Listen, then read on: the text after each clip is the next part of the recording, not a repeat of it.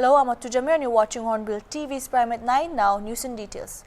Minister for Higher Education and Tribal Affairs Temjin Imna along today while speaking to Hornbill TV said in regard to compulsory imposition of Hindi language, the state government did not receive any letter from the centre.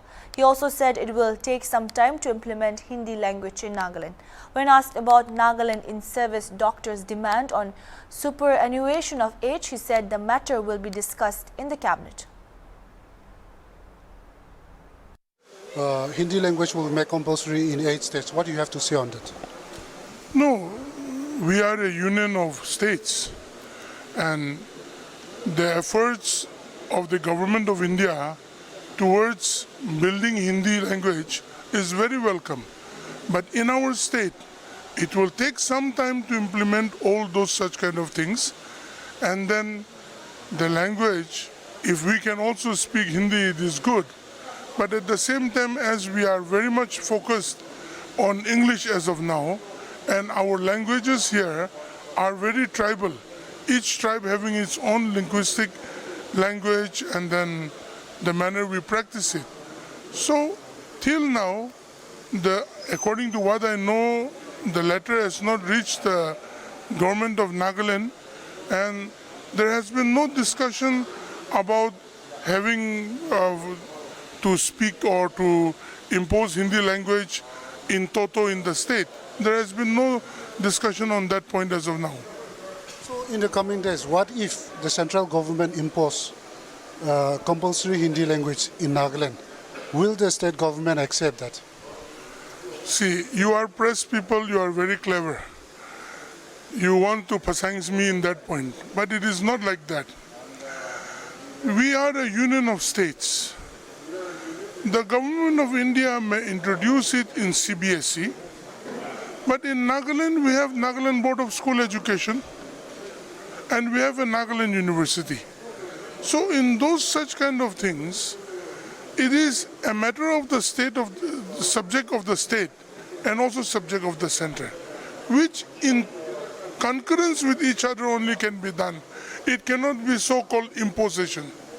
Nor can we impose to Delhi that we won't do it, nor can Delhi impose to us that you have to do it. It has to come in between. And then I think that is the subject matter that will be taken up in discussion in the cabinet by the Honorable Chief Minister, and furthermore would move forward if any such kind of things happen. Okay, last question, sir. Regarding this Nagaland In-Service Doctors Association, they are in mass scheduled leave today. For the 3 days, they have been demanding for superannuation age.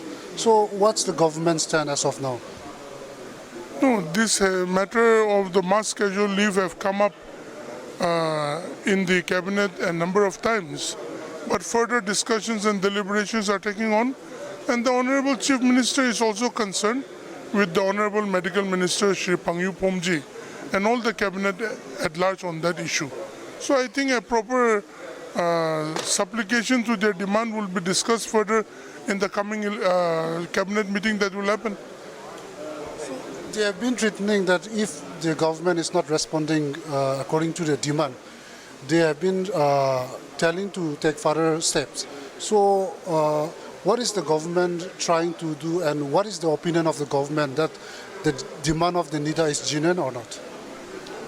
See, the government is of the people. So it cannot be a singular opinion.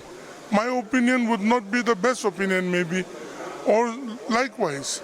See, and I don't think they are threatening, they are asking a demand of which the Honorable Prime Minister during the pandemic have requested the states to do so, because the doctors are always at the front line and the need of doctors have always been there. So looking at that, the state government is also in discussion. And in various ways in the cabinet, it has been talked about a number of times.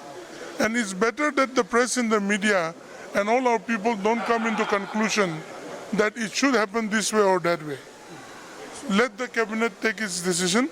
The Honorable Chief Minister is a wise leader, and I think all of us together will see what best could be done. It has been stated that there is a shortage of doctors in Nagaland. So regarding on that shortage of doctors, what do you have to say? No.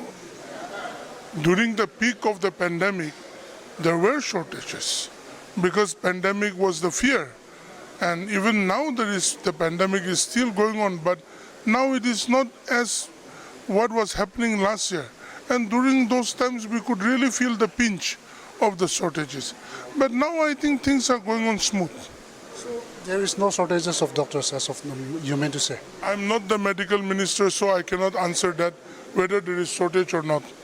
If you ask me about shortage of professors and assistant professors and associate professors, yes, there are shortage in that.